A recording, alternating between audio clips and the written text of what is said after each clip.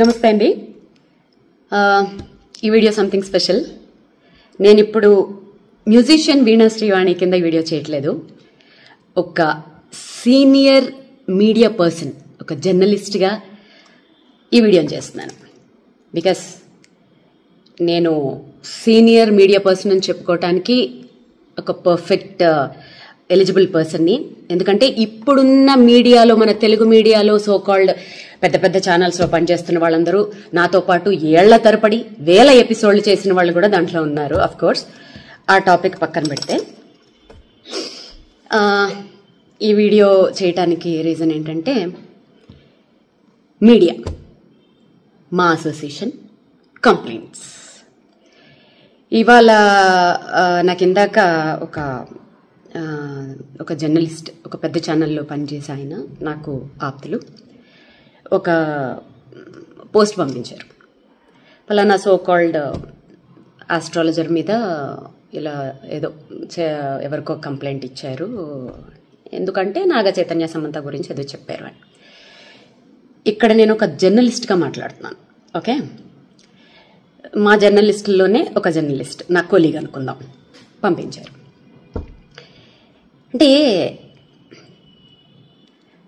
సరే, ఒక జ్యోతిష్యం చెప్పిన ఒక మనిషి మీద సో కాల్డ్ ఛానల్స్ గంటలు గంటలు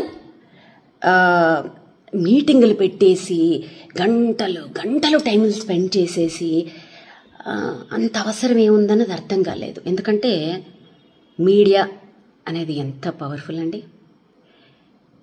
అసలు మీడియా అనేదానికి అసలు విలువే లేకుండా అయిపోయిందని అందరికీ తెలుసు. ఆఫ్ కోర్స్ నేను ఇప్పుడేం కొత్తగా ఏం చెప్పక్కర్లేదు. కాకపోతే ఒకప్పుడు, అంటే నేను పనిచేసిన టైంలో జర్నలిస్ట్ అని చెప్పుకోవాలంటే ఖచ్చితంగా జర్నలిజం పాస్ అయి ఉంటేనే జర్నలిస్ట్ అని చెప్పుకోవచ్చు. ఇప్పుడు ఒక 2 ఇంటర్వ్యూలు చేసేస్తే చాలు జర్నలిస్ట్లే. ఆ లెక్కను చూసుకుంటే నేను సూపర్ జర్నలిస్టులు. ఎందుకంటే వందల ఇంటర్వ్యూలు తీసేసుకున్నాను, 1000 ఎపిసోడ్లు చేసేసాను. సో కాబట్టి ఈ జర్నలిస్టులందరూ నా కొలీగ్స్ జర్నలిస్టులు. ఇప్పుడు స్ట్రైట్ ఫార్వర్డ్గా అడుగుతున్నాను, ఈ పలానా జ్యోతిష్యం చెప్పారు, పలానా వాడెవడో టమాటా కూరలో ఉప్పు ఎక్కువ వేసాడు, ఇంకెవడో ఏదో చేశాడు, ఇవి పక్కన పెడితే నేను పేర్లు తీయకూడదు అనుకుంటున్నాను, కానీ తీస్తున్నాను. గత నెల రోజుల నుంచి ఈ సో కాల్డ్ ఛానల్స్ లో రాజ్ తరుణ్, లావణ్య, వీళ్ళిద్దరిని వీళ్ళ స్టోరీని కూర్చోపెట్టి ఛానల్స్ కి ఉన్న మినిమం నీకు రూల్స్ కూడా తెలియకుండా, ఒక బీప్ సౌండ్లు లేకుండా, నువ్వు వాడితో పడుకున్నావు, నువ్వు దీంతో పడుకున్నావు, బూతులు. ఇంకొకటి ఏంటంటే, ఒక ఛానల్ అయిపోయిన వెంటనే బయట చెప్పుకుంటే సిగ్గుపోతుంది, ఒక పెద్ద శాటిలైట్ ఛానల్స్ కూడా, రండి మేడం మా ఛానల్కి రండి మేడం, మీకు న్యాయం చేస్తాం. ఏం చేస్తారు? అదేదో సినిమాలో లాగా పోరాడతాం అంటే ఏం ఆడతారు అన్నట్టు వాళ్ళకి న్యాయం మీరు ఏం చేస్తారు? మీకు రేటింగుల కోసం కదా. పోనీ వాళ్ళు బూతులు మాట్లాడుతున్నారా? కాదు, ఒక పిల్ల వచ్చి కూర్చుని ఇంకో పిల్ల జీవితాన్ని లాగేస్తుంది దాంట్లోకి. ఆ పిల్ల పడుకుంది, ఈ పిల్ల పడుకుంది. వాళ్ళకి పర్సనల్ లైఫ్లు ఉండవా? వాళ్ళకి మొగుళ్ళు పిల్లలు లేరా? అప్పుడు ఏమయ్యాయి మీ మనోభావాలన్నీ? అంటే మీ మీద సో కాల్డ్ మా జర్నలిస్టుల మీదే ఎవరు కేసులు పెట్టేవాళ్ళు లేరా? ఉండరా? సో ఇది ఎవరు ఆలోచించుకోవాలి చెప్పనా? ఆడియన్స్, మెయిన్గా యూత్ ఆలోచించుకోవాలి. ఒక శాటిలైట్ ఛానల్ 24 అవర్స్లో విద్యార్థుల నోటిఫికేషన్స్ కోసం కానీ, ఉద్యోగాల కోసం కానీ, రైతుల ప్రాబ్లమ్స్ కోసం కానీ, ఆడవాళ్ల సెక్యూరిటీల కోసం కానీ, ఇంకా దేని గురించి కానీ అట్లీస్ట్ ½ an hour అయినా ప్రచారం చేస్తున్నాయా అండి? ½ an hour. సో మీకొక విషయం, దీంట్లో మీకొక ఇంట్రెస్టింగ్ టాపిక్ చెప్తాను. మా జర్నలిస్టులలో, మా కొలీగ్స్లో ఒక్క జర్నలిస్ట్ని మీరెవరన్నా అని చూడండి, తేనెటీగ మీద రాయి పడితే ఎలా ఉంటుంది తెలుసా? అలా వచ్చేస్తారు. ఆ యూనిటీ మీలో ఉండాలి. ఓకే, సో కాల్డ్ ఈ మధ్య జర్నలిస్టులు ఎలా తయారయ్యారంటే, క్వశ్చన్లు అడుగుతుంటే కూడా అది క్వశ్చన్ లాగా అనిపిస్తలేవు, నాకు ఇంట్రాగేషన్ లాగా అనిపిస్తుంది. అన్నా ఎందుకన్నా ఆ రేంజ్లో అలగాలి? మామూలుగా అడగచ్చు కదా క్వశ్చన్లు. కొంతమంది న్యూస్ రీడింగ్స్ చదువుతుంటారు, వాళ్ళు న్యూస్ రీడ్ చేస్తున్నట్టు ఉండదు, ఫ్యాక్షన్ డైలాగులు చెప్తున్న ఫీలింగ్ వచ్చేస్తూ ఉంటుంది నాకు. సో ఇంకా ఏదైనా అసలు ఏ ఛానల్స్ అయినా ఒక సెలబ్రిటీని వదులుతుందా? అసలు నిజంగా వాస్తవానికి మాట్లాడుకుంటే ఈ సెలబ్రిటీలకు అసలు ప్రైవసీ లేకుండా చేస్తుంది ఎవరు? సోకాళ్ళు మనమే కదండి.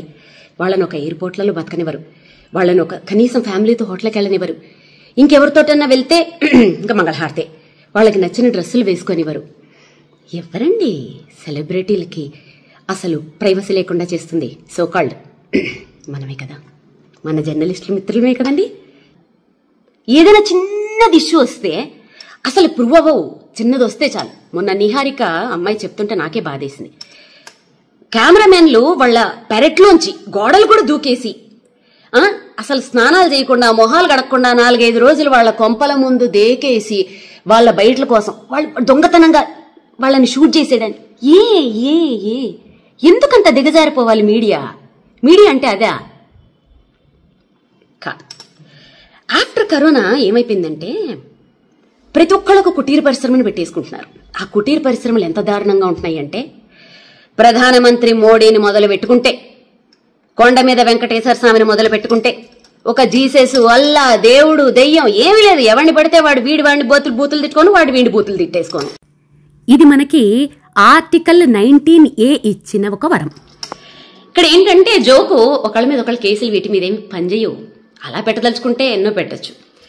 సో ఇవాళ పొద్దుట మంచు విష్ణు అన్న ఫోన్ చేసి చాలా మర్యాదగా ఎంత చక్క పద్ధతిగా మాట్లాడాడు పాపం అతను.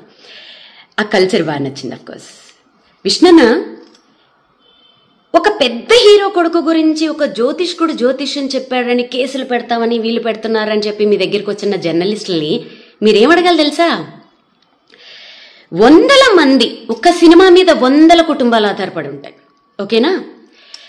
ఆ 100 కుటుంబాలని ఒక్క రివ్యూ తోటి సంకనాకి పెంచేస్తున్నారు చూశారు. ఆ రివ్యూవర్లని ఏం చెయ్యాలి ఫస్ట్ అది ఆలోచించండి.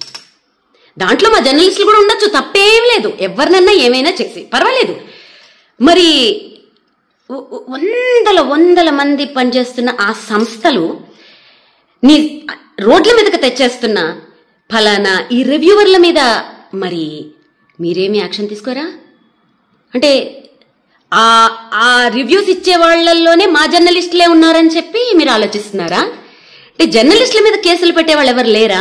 పెట్టకూడదా? జర్నలిస్టులు ఏమైనా దేవుళ్ళా? తప్పు చేస్తే ఎవరి మీద ఎవరైనా కేసులు పెట్టచ్చు. కాకపోతే ఏంటంటే గొంగళి పురుగుల్లో అన్నం తింటూ వెంట్రుకను చూసి అసహించుకున్నారట. అలా ఉంది మా జర్నలిస్టుల కథ. మీరు చేసేదే పనులు, ఒక్కొక్క ఛానల్ ఒక్కొక్క పార్టీకి అంకితాలు, పొద్దున్న లేస్తే అవి తప్ప ఇంకో పనులు ఉండవు. ఏమైనా టాపిక్లు డీవియేట్ చేయాలంటే గిట్లా ఫలానా పంతులు అట్లా చెప్పాడు, వీడు ఉప్పులో కారం ఎక్కువ వేశాడు, ఆమె ఎవరో 2వ పెళ్ళాన్ని ఉంచుకున్నారు, వీళ్ళెవరో ఇంకొక, సారీ ఇలా మాట్లాడుతున్నాను ఏమనుకోకండి, ఎందుకంటే పెద్ద ఛానల్సే బీపుల్ లేవు నాకెందుకు ఇంకా. సో ఇంకెవరో ఇంకొక పొలిటీషియన్ ఎవరో 2వ భార్యను ఉంచుకున్నాడు. అబ్బా అబ్బా అబ్బా అబ్బా, ఇవి తప్ప మీడియా అంటే ఇదా? ఇంత దరిద్రమా? సో ఫైనల్గా నేనేం చెప్తున్నానంటే, యూత్ మారండి. వాళ్ళు ఏమంటారు తెలుసా మీడియా వాళ్ళు? మంచి వీడియోలు పెడితే అసలు ఎవడో చూడట్లేదండి అని మీకే ఇస్తున్నారు. పోరాడండి, హ్యాష్ట్యాగులు పెట్టండి పెద్ద పెద్ద ఛానల్స్కి. మాకు ఈ చెత్త ప్రోగ్రాంలు వద్దు, ఉపయోగపడే ప్రోగ్రాంలు వేయండి. మా లైఫ్కి మా జీవితాలను నిలబెట్టే ప్రోగ్రాంలు, గవర్నమెంట్ని ప్రశ్నించే ప్రోగ్రాంలు మీరు వేయండి. హ్యాష్ట్యాగులు పెట్టి ఫైట్ చేయండి. మీరు ఫైట్ చేస్తే సాధించలేందా? తెలంగాణ అలా సంపాదించుకున్నది కాదా? ప్రతి రాష్ట్రంలోనూ అలాంటి సంపాదించుకున్నవి ఎన్ని లేవు? మీకోసం ఫైట్ చేయండి. ఎంటర్టైన్మెంట్ కావాలంటే మీ ఫ్యామిలీ మెంబర్స్లో, మీ ఫ్రెండ్స్లో వెతుక్కోండి. అంతేగాని మీడియాలో ఎంటర్టైన్మెంట్ కోసం మీ జీవితాలు నాశనం చేసుకోకండి. ఛానల్స్ని ఎదిరించి ప్రశ్నించండి. ఓకే? మీరు ప్రశ్నించి మీరు సాధించిన రోజు మీ ముందు నిలబడి యాజ్ ఎ సీనియర్ జర్నలిస్ట్ నేనే ఫైట్ చేస్తా. ఈ జ్యోతిషాలు, పురోహితుళ్ళు, అసలు ఇవన్నీ బ్యాన్. అసలు సోషల్ మీడియాలో చెప్పకూడదు. ఎవరైనా చెప్తే ఫస్ట్ నా మొగుడు కాదు, ఎవరు కాదు, ఫస్ట్ నేనే కేసు పెడతా. ఓకే? అసలు ఈ వీటికి నాంది పలికింది ఎవరు? మీడియా వాళ్లే కదా. 2009 నుంచి ఫలానా ఎవరైనా పెద్ద పొలిటీషియన్ హాస్పిటల్లో ఉంటే వాళ్ళు ఉంటారా పోతారా? ఒకవైపు జ్యోతిష్కులు, ఒకవైపు డాక్టర్లు.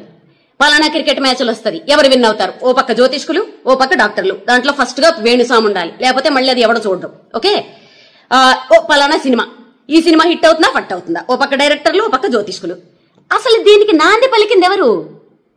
సోకాల్డ్ 6 జర్నలిస్టులు, మన టీవీ ఛానల్సే కదండి. ఇప్పుడు ఎవరికి వాళ్ళు కుటీర పరిశ్రమలు పెట్టుకుని ఓన్గా చెప్పుకుంటూ ఉంటే మీకు నొప్పి వచ్చింది కదా. ఇక్కడ మారేది మారరు సోకాల్డ్ ఛానల్స్, సోకాల్డ్ రాత్రికి రాత్రి పుట్టుకొచ్చేసిన చుట్టుకు పుట్టుకు యూట్యూబ్ ఛానల్స్. మారాల్సింది ఆడియన్స్, మారాల్సింది యూత్. మీరు మారండి. మాకు ఈ దిక్కుమాలిన ప్రోగ్రాములు వద్దు, మేము చూడము అని చెప్పి హ్యాష్ ట్యాగులు పెట్టి ఫైట్ చేయండి.